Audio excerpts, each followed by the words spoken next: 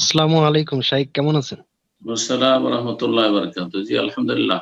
বলেন কোত্থেকে? শাইখ, আমি মোহাম্মদ ফয়সাল বাংলাদেশ থেকে বলছি। শাইখ, আমার একটা আচ্ছা, প্রশ্ন বল। হচ্ছে যে অনেকে বলে বা বিভিন্ন জায়গায় জানা যায় রাসূল সাল্লাল্লাহু আলাইহি ওয়াসাল্লাম বলছিলেন যে আমার উম্মতে একটা দল মানে মানে কালো পতাকা নিয়ে মানে হকের পথে যুদ্ধ করতে থাকবে, খোরাসানের দিক থেকে একটা কালো পতাকাবাহী দল আসতে থাকবে।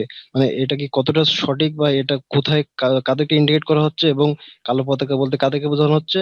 আরেকটা প্রশ্ন শাইখ, সংক্ষেপে, সেটা হচ্ছে যে মানে ইমাম মাহাদি আসার কি সময় হয়েছে কিনা, আর হইলে, আর এখন যদি আমরা যদি সালাতের সময় আল্লাহর কাছে ইমাম মাহাদির আগমন দাবি করি, এটা কি ভুল হবে কিনা, বা আমি কি ইমাম মাহাদির সৈনিক হতে চাই এরকম যদি ইচ্ছা করি, এগুলো ভুল হবে কিনা, এটা আর কি। জমিনে জাযাকাল্লাহ খাইর। থেকে আকাশের স্বপ্ন দেখেন না। কথা বোঝা গেছে?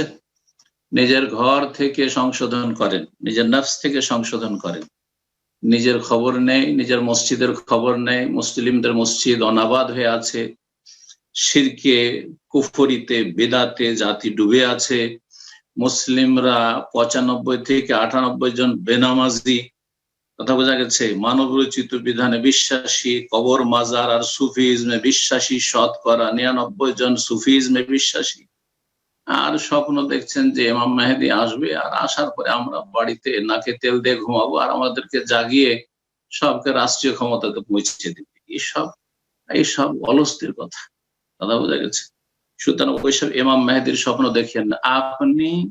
ইমাম মেহেদী যে কাজটি করবেন, এই কাজটা কতটা এগিয়ে দিতে পারছেন তার জন্য কাজ করে যান।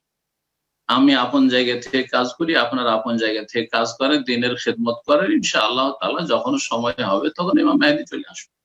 কথা বোঝা গেছে না? আর এসব ভণ্ড বক্তাদের আপনারা গুমরাহির শিকার হইয়েন না।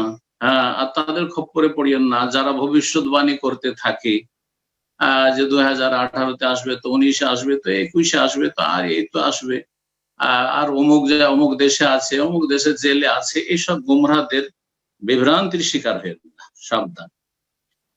আশা করি বিষয়টি বুঝতে পেরেছেন। আর তারপরে কালো পতাকা, সাদা পতাকা, নিজের খবর রাখেন যে কোথায় আমাদের অবস্থান, কোথায় আছি, আর ওইসব স্বপ্ন কি দেখছেন। যখন আসবে তখন আপনারা চিনে যাবেন, তখন বুঝে যাবেন ইনশাআল্লাহ। জাযাকাল্লাহ। ঠিক আছে।